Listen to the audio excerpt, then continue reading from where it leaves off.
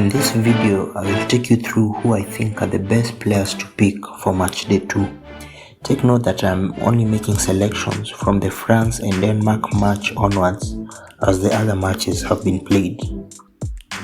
Let's start with the goalkeepers. A good goalkeeper not only has a high chance of keeping a clean sheet, but is also one who makes a lot of saves. The keeper I would recommend is Shuichi Gonda, the goalkeeper for Japan. He made the most saves in Matchday 1 with 8 and is facing a Costa Rica side that had 0 shots in their first match. He also only costs 4 million. Now we're going to have a look at some defenders. One defenders who are likely to score and assist and also get a clean sheet. The first defender I'll recommend is Alphonso Davies. On the official World Cup fantasy game, he is listed as a defender, but in Canada's last match he played as a left midfielder stroke wingback and even got to take a penalty. He spends most of his time in the opponent's half and isn't afraid of trying to take a shot or give a teammate a pass. He had 3 key passes in his match against Belgium. The other defender I will recommend is Theo Hernandez, the French left back.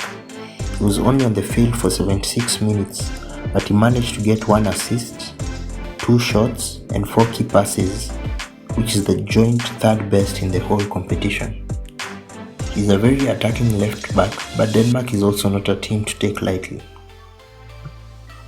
Now let's move on to the midfield. In midfield, we are targeting goal scorers, players who are likely to make key passes, and players who tackle a lot. The first player is Christian Eriksen. Yes, he's playing against France, but remember, midfielders should get 1 point for every 2 key passes. I say should because that didn't happen in Matchday 1. Anyway, when it comes to key passes, Christian Eriksen has the most of all midfielders in the competition. That's if you count Griezmann as a forward.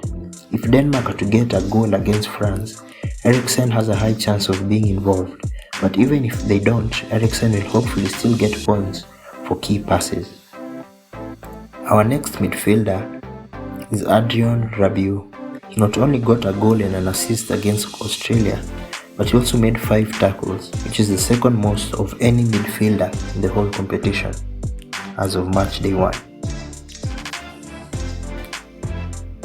Our last suggestion is Bruno Fernandes, who got 2 assists in his first match.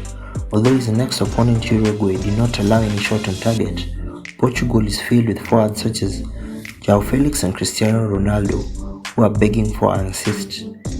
And look out to whether he will start in midfield in place of the injured Otavio. If he does, then that will mean that there will be more space for him to make passes and take his famous shots from distance. Now let's go to the forwards. When it comes to forwards, we want people who score goals, get assists and take a lot of shots. Our first suggestion is Lionel Messi. He actually played more of a midfielder role against Saudi Arabia, allowing him to make 3 key passes. This also allows him to shoot from distance and dribble through players. He's also on penalties and free kicks, and after the defeat in his first match, he'll be looking to impress in what looks to be his last World Cup. Our next forward suggestion is Kylian Mbappe from France. He took a total of 7 shots in his last match, despite being deployed as a winger. He also made 3 key passes and got 1 assist. We are yet to see if he'll be on penalties, but even if he's not, he will surely play a part in France's goals. Our final selection is Richarlison. Despite not having many touches or an assist, he scored with his only 2 shots, and with a team full of creators like Rafinha, Vinicius Jr. and Lucas Paqueta, we know that he'll get many more chances. If he keeps his conversion rate as high as it is, then we might have the best value fantasy player on our hands. Here are a few notable mentions. Jan Sommer from Switzerland made 5 saves. Serbia's Vanja Milinkovic-Savic made 7 saves against Brazil. Jordi Alba from Spain. He got 1 assist, won 1 penalty, and got a clean sheet against Costa Rica. Canada's Richie Lerea made 4 key passes against Belgium. Germany's David Raum made 3 key passes against Japan. France's Antoine Griezmann made 6 key passes against Australia. Spain's Ferran Torres scored 2 goals. Brazil's Rafinha had 2 shots on target, and Brazil's Vinicius Jr. had 1 assist and 4 shots. Let me know who you are going to be picking for this week, and who you have already picked in the comments below. Thank you for watching.